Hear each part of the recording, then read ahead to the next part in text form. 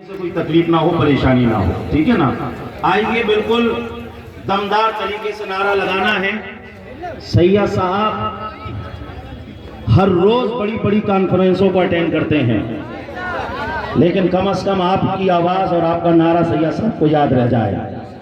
इस अंदाज से आपको बोलना है, नारे तकबीर, नारे रिसालत, नारे रिसालत, नारे रिसालत, नारे रिसालत।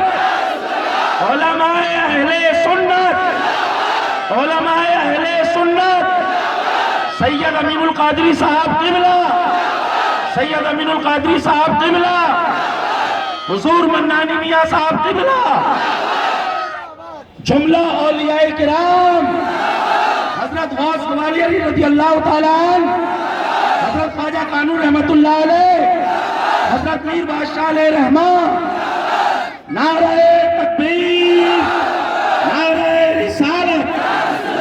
देखिए, जो कमेटी की अनथक मेहनतें हैं और आप लोगों का इसमें बहुत साथ है।